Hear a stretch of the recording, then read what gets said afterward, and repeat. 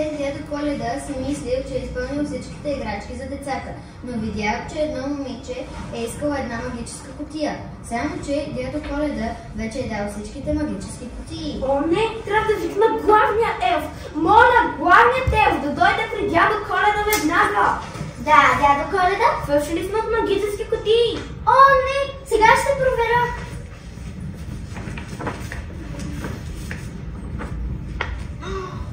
Дядо Коледа, наистина, няма магически кутии. Какво ще правим? Ще трябва да викна всички елфи. Моля, всички елфи да дойдат на събрание при още на дядо Коледа. След като всички елфи са събрали, дядо Коледа им казал защо ги е събрал и ги разпределил на групи. Група 1 да отидете в Италия, група 2 във Франция. Добре! И тогава първа група тръгнала. Пристигнахме в Италия! Хайде да отидем в този магазин. Добре. Не е магическа кутия. Не. Един час по-късно. О, не! Не намерихме магически кутии. Хайде да тръгваме. Добре. Точно по това време главният елф каза в Франция. Пристигнах във Франция! Да отида в мола! Този магазин изглежда добре.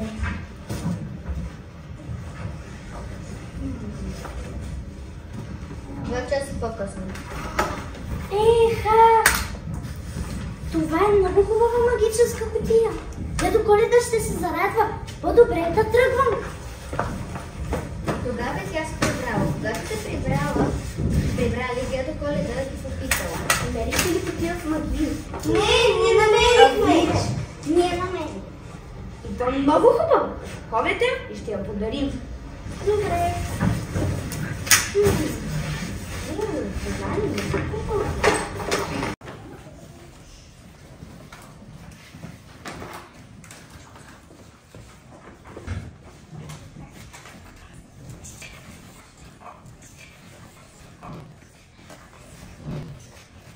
Следващия ден подаръкът беше пристигнал.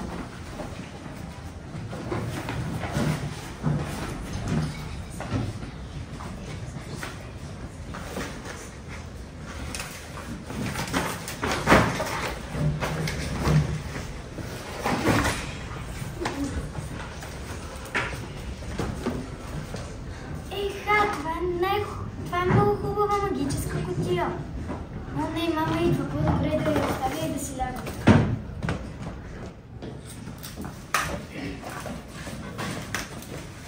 Кой е той? Кой е той? Дядо Коледа е той!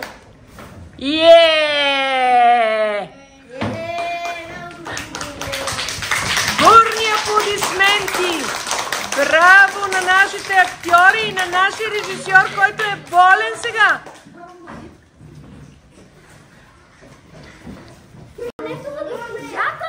Тя много е слушала. И тя е слушала, сигурно е писала само високи оценки, тази госпожа.